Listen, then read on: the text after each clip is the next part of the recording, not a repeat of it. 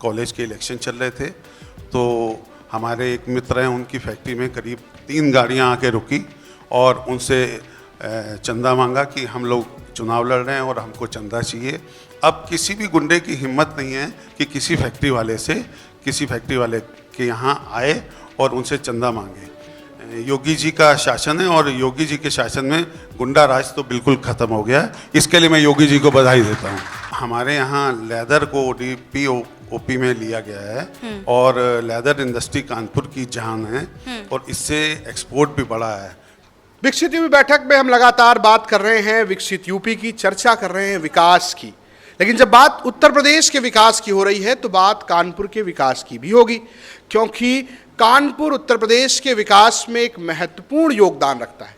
और जैसे कानपुर योगदान रखता है वैसे कानपुर के विकास में विजय कपूर जी का बहुत अहम योगदान है। तो हम बात करेंगे कोऑपरेटिव इंडस्ट्रियल स्टेट दादानगर के चेयरमैन विजय कपूर जी से। विजय कपूर जी, आपसे अपील है कि आप मंच ग्रहण करें। विजय जी से बात करेंगी हमारी सहयोगी शिवानी, तो शिवानी से भी अपील है कि वो मंच ग्रहण करें। विकसित यूपी के लिए महत्वपूर्ण है कानपुर का विकास। और जब कानपुर के विकास की बात आती है तो इंडस्ट्रियल स्टेट दादानगर का नाम सबसे पहले आ जाता है। हमारे साथ चेयरमैन साहब मौजूद हैं, विजय कपूर जी। सर, सबसे पहले मैं जानना चाहूँगी यहाँ पर कि कानपुर कभी उत्तर भारत का एक इंडस्ट्रियल कैपिटल माना जाता था। मौजूदा स्थिति की अगर हम बात करें तो आज आप कानपुर के औद्योगिक माहौल को कैसे देख रहे हैं? यानी कि पिछले कुछ सालों में जिस तरीके से विकास हो रहा है, क्या बदलाव आप ग्राउंड लेवल पर देख रहे हैं? सबसे पहले तो मैं यूपी तक को बहुत बहुत धन्यवाद करता हूं कि आप लोगों ने आज कानपुर के विकास के बारे में जो चर्चा की है, इसके लिए आप सबका मैं बहुत बहुत धन्यवाद करता हूं। और यहाँ समस्त कानपुर के जो लोग बैठे हैं उनका भी और प्रदेश से आए हुए लोगों का भी बहुत बहुत धन्यवाद करता हूँ। देखिए, ये जो हमारा दादानगर इंडस्ट्रियल स्टेट है, ये कोऑपरेटिव सेक्टर में इकलौता यूपी का इंडस्ट्रियल स्टेट है।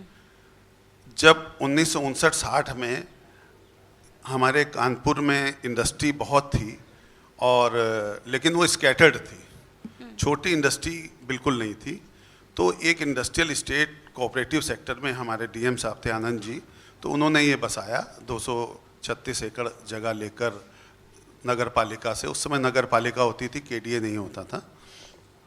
और यहाँ पे इंडस्ट्री की शुरुआत की थी और एक बहुत अच्छा माहौल देकर उन्होंने 6 रुपये गज के हिसाब से सबको इंडस्ट्री दी, जिसमें बड़ी इंडस्ट्री भी, छोटी इंडस्ट्री भी, सारी इंडस्ट्री आई और बहुत चली। और इसका 1974 में इसको नगर पालिका को हैंड ओवर कर दी गई, यहाँ की सड़कें वगैरह।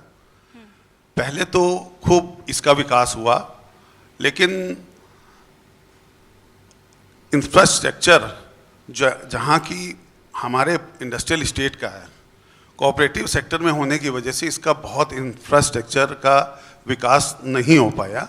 सड़कें तो बनी, लेकिन आज तक वहाँ पे सीवर समस्या की बड़ी दिक्कत है, सीवर आज तक नहीं है। दूसरा, जो कानपुर है, कानपुर में बड़े उद्योग तो थे और बड़े उद्योग जो है बंद हो गए, बाद में धीरे धीरे उसका सरकारीकरण हो गया और वो धीरे धीरे बंद हो गए। तो इसको कानपुर को संभाला स्मॉल स्केल ने, MSME ने। तो लगभग 35,000 उद्योग आज कानपुर में हैं, जो कि कानपुर को मजबूती से खड़ा किए हुए हैं। नए उद्योग आए हैं। दूसरी तरफ आपने कहा कि जिस तरीके से इंफ्रास्ट्रक्चर वाइज डेवलपमेंट होना था वैसा नहीं हो पाया, तो क्या कहीं ना कहीं ये मान के चला जाए कि नई इंडस्ट्रीज़ का डेवलपमेंट किया जा रहा है और जो पुराने उद्योग हैं वो पीछे छूट जा रहे हैं? बिल्कुल, आपने ठीक क्वेश्चन कहा कि हम लोगों के उद्योग लगभग 70 साल पुराने हो गए हैं। 70 साल में लगभग 3-4 पीढ़ियाँ जो है वो निकल जाती हैं। हम लोग, मेरे ग्रैंडफादर ने ये चालू किया था, फिर मेरे पिताजी आए, मेरे चाचा जी आए, फिर हम लोग आए, अब मेरा लड़का आ गया। लगभग 4 पीढ़ियाँ हो गई हैं। तो उद्योग जो होता है वो कहीं ना कहीं 4 पीढ़ियों में नीचे आ जाता है। हम लोगों ने देश की बहुत सेवा की है, देश को बहुत टैक्स दिया, अरबों रुपए टैक्स दिया है। तो हम लोग चाहते हैं कि नई इंडस्ट्री को तो बढ़ावा दिया जाए, लेकिन जो आपकी बेस इंडस्ट्री, पुरानी इंडस्ट्री है, उसको भी कहीं ना कहीं छूट मिलनी चाहिए, जिससे कि जिन्होंने देश की सेवा की है, देश के लिए टैक्स दिया है, देश को मजबूती से खड़ा किया है, तो उनको भी अब जब वो बीमार हो रहे हैं, 70 वर्ष पुराने हो चुके हैं, उनको भी कहीं ना कहीं नई सुविधाएं अवश्य मिलनी चाहिए। बिल्कुल। लगातार सर हम यहाँ पर डिस्कशन कर रहे हैं कानपुर के लेके, नए निवेश आ रहे हैं, नई फैक्ट्री आ रही हैं, एमएसएमई को लगातार बढ़ावा दिया जा रहा है। ऐसे में सबसे बड़ी चुनौती आप क्या मानते हैं?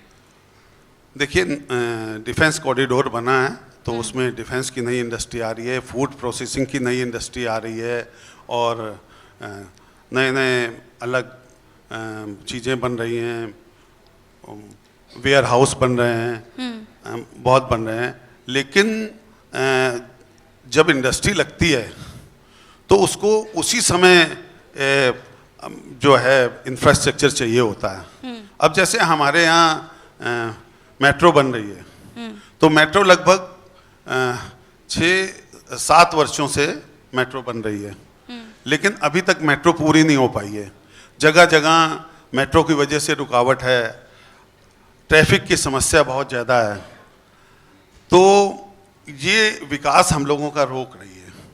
तो विकास जो है वो जल्दी होना चाहिए। विकास अगर देखिए, हम लोग प्राइवेट फैक्ट्री वाले हैं, हम लोगों को अगर 3 महीने भी कोई फैसिलिटी नहीं मिलती है तो हम लोगों पर लोन चालू हो जाते हैं, हम लोगों पर लेबर की मार चालू हो जाती है, हम लोगों पर और भी कई चीज़ें, 36 विभाग हैं हम लोगों पर, वो सारे विभाग हम लोगों के ऊपर आ जाते हैं। वो ये नहीं देखते हैं कि आपको इंफ्रास्ट्रक्चर मिला कि नहीं मिला, तो उस समय इंडस्ट्री की बड़ी बुरी हालत होती है। तो मेरा अनुरोध है कि एक टाइम बाउंडिंग भी ज़रूर होनी चाहिए, कि टाइम से हर चीज़ मिलनी चाहिए हम लोगों को, इंफ्रास्ट्रक्चर। ठीक सर, नई फैक्ट्रियाँ, नए उद्योग, नए बिजनेसेस, रोज़गार युवाओं की एक बड़ी समस्या है। मतलब कहते कि इंडस्ट्रीज़ बनेंगी, डेवलपमेंट होगा तो सबसे ज़्यादा फ़ायदा लोकल युवाओं को मिलेगा। आपको लगता है कि पहले ऐसे होता था कि स्किल्स लेने के बाद, वो अटेन करने के बाद लोग बड़े शहरों में चले जाते थे नौकरियां करने के लिए, तो जिस तरीके से डेवलपमेंट कानपुर में हो रहा है, नई इंडस्ट्रीज़ आ रही हैं, कंपनीज डेवलप हो रही हैं, फैक्ट्रीज लग रही है, तो क्या लोकल युवाओं को रोज़गार मिल रहा है ज़्यादा? नहीं, लोकल युवाओं को ही रोज़गार ज़्यादा मिल रहा है, लेकिन चूँकि कई इंडस्ट्री इस तरीके से है, जैसे आईटी इंडस्ट्री वगैरह है, वो अभी कानपुर में डेवलप नहीं हुई है। हम लोगों ने, मैं यहाँ पे एक और इंडस्ट्री का चेयरमैन हूँ पनकी में, तो वहाँ पर हम लोगों ने 10,000 मीटर जगह जो है सरकार को दी थी, और उससे कहा था कि आईटी का एक हब बनाया जाए, और सरकार ने करीब 8 साल पहले, 7 साल पहले इसको पास भी कर दिया था, लेकिन वहाँ किसी तरह का कोई कार्य नहीं हुआ। मैं आज आपके माध्यम से डिमांड करता हूँ कि हमारे जो पनकी में हम लोगों ने 10,000 मीटर जगह दी है, तो वो हम लोगों को आईटी सेक्टर में जो सरकार ने वादा किया है, वहाँ आईटी सेक्टर का एक हब बनाना था, तो वो अवश्य बनाए। बिल्कुल। सर, ओडीओपी की यहाँ पर इससे पहले हमारे जो चीफ हैं वो भी, उनसे हमने डिस्कशन किया, 1 डिस्ट्रिक्ट 1 प्रोडक्ट, इसे कितना महत्वपूर्ण आप मानते हैं किसी भी शहर के विकास में, और खासकर विकसित उत्तर प्रदेश के लिए? बिल्कुल ठीक कहा आपने।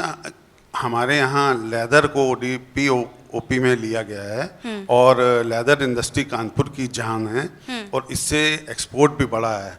परंतु अभी 3 महीने से, 3.5 महीने से, जब से वार हो रही है, तब से इस पर बहुत इफेक्ट पड़ा है हमारी लेदर इंडस्ट्री को। लेकिन इससे पहले हमारी लेदर इंडस्ट्री ने यहाँ बहुत सर्वाइव किया है। मतलब कहीं ना कहीं फायदा जो है वो लोगों तक पहुँच रहा बिल्कुल, है, और इसका फायदा जो है हमारे इंडस्ट्रीज को पहुँचा है। फाइनेंशियली मतलब ग्रोथ जो है वो लगातार बिल्कुल हो रही है, और इसमें कोई शक नहीं है, फाइनेंशियली ग्रोथ हो रही है। अच्छा, हम लॉ एंड ऑर्डर की बात कर लेते हैं सर। लगातार दावा किया जाता है योगी सरकार के द्वारा कि क्राइम कंट्रोल हुआ है और एक सेफ बिजनेस एनवायरनमेंट क्रिएट किया जा रहा है।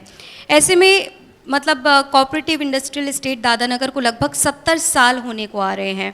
30 साल से लगभग आप इससे जुड़े हुए हैं। पहले की जो कानून व्यवस्था की जो सिचुएशन थी, जो लॉ एंड ऑर्डर था, तब से और अब में कितना फ़र्क आप देख रहे हो? और ख़ासकर मैं जानना चाहूँगी ये 10 सालों में कितना बदलाव आपने देखा? क्या बिज़नेस के लिए एक सेफ़ प्लेस कानपुर अभी कहा जा सकता है? नहीं, बिल्कुल बहुत सेफ प्लेस है कानपुर। और पिछले 10 वर्षों से पहले हम देखते थे कि छात्र नेता आते थे, चंदा मांगते थे और गुंडे आते थे, उद्यमियों को तंग करते थे।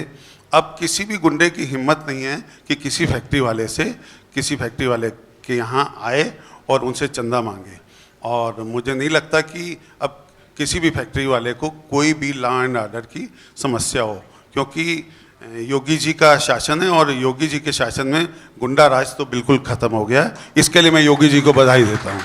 सर, कोई आपका कोई पर्सनल कोई एक्सपीरियंस रहा हो? जैसे आपने कहा कि गुंडे आते थे, दबाव बनाते थे, धमकाते थे, कोई ऐसी कोई घटना जी हुई हो? मैं बिल्कुल आपको बताता हूँ कि एक बार यहाँ पे कॉलेज के इलेक्शन चल रहे थे, तो हमारे एक मित्र हैं, उनकी फैक्ट्री में करीब 3 गाड़ियाँ आके रुकी और उनसे चंदा मांगा कि हम लोग चुनाव लड़ रहे हैं और हमको चंदा चाहिए।